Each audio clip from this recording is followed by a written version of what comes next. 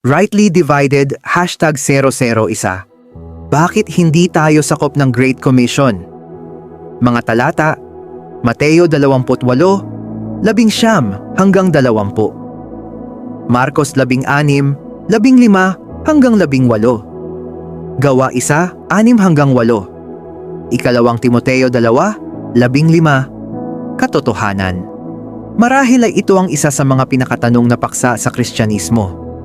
Hindi ba't sinabi ni Jesus, "Kaya nga magsiyaon kayo at gawin ninyong mga alagad ang lahat ng mga bansa"? Mateo 28, 11. Kung ganoon, bakit may mga nagsasabing ang Great Commission ay hindi direktang ibinigay sa katawan ni Kristo? Hindi ito dahil binabaliwala natin ang sinabi ng Panginoong Jesus. Ang tanong ay, kanino ito ibinigay at sa anong programa ng Diyos ito kabilang? Right Division Insight. Ang Great Commission ay ibinigay ng Panginoong Jesus sa 12 apostol na siyang mga kinatawa ng Israel. Bago siya umakyat sa langit, tinanong siya ng mga apostol, "Panginoon, sa panahong ito bagay isasauli mo ang kaharian sa Israel?"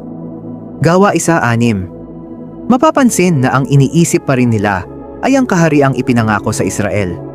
Ngunit nang iligtas ng Panginoon si Apostol Pablo, may bagong kapahayagang ipinagkatiwala sa kanya.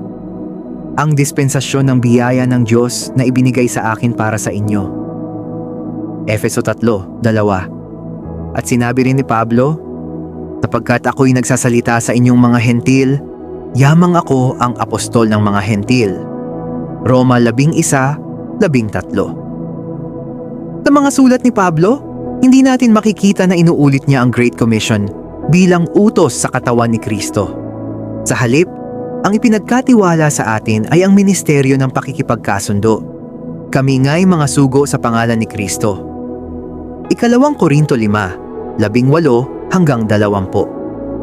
At ang mensaheng dapat nating ipangaral ay ang ebanghelyo ng biyaya ng Diyos na malinaw na ipinahayag sa unang Korinto, Kabanata 15, talata 1 hanggang 4. Aplikasyon. Bilang mga miyembro ng katawan ni Kristo, ang ating misyon ay hindi ang ipagpatuloy ang programang ipinagkatiwala sa Israel. Ang ating misyon ngayon ay ipahayag ang mensahe ng biyaya ng Diyos upang ang mga tao ay makipagkasundo sa Diyos sa pamamagitan ng pananampalataya kay Kristo. Hindi nito binabawasan ang kahalagahan ng Great Commission.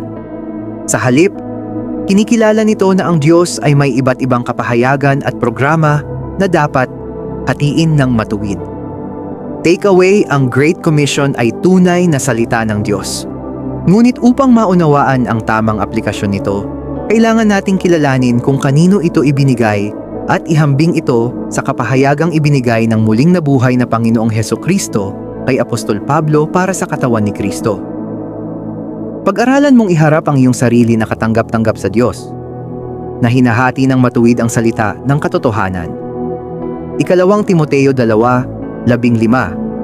Hindi namin hinihiling na paniwalaan ninyo ang aming sinasabi dahil lamang sa nabasa ninyo ito. Hinihikayat namin kayong buksan ng inyong Biblia at suriin ang bawat talatang nabanggit. Tularan natin ang mga taga-Berea na tinanggap nila ang salita ng buong pananabik at sinisiyasat araw-araw ang mga kasulatan, kung gayon nga ang mga bagay na ito. Gawa 17:11. Naway ang ating pinakamataas na awtoridad ay hindi tradisyon, opinyon ng tao, o denominasyon, kundi ang mismong salita ng Diyos na hinahati ng matuwid. Kung may mga tanong o nais ninyong pag-aralan pa, malugod kayong mag-iwan ng komento.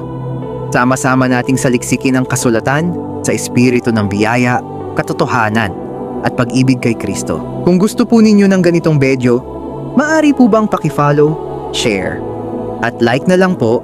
God bless sa ating lahat. Abangan po ninyong muli ang susunod na video.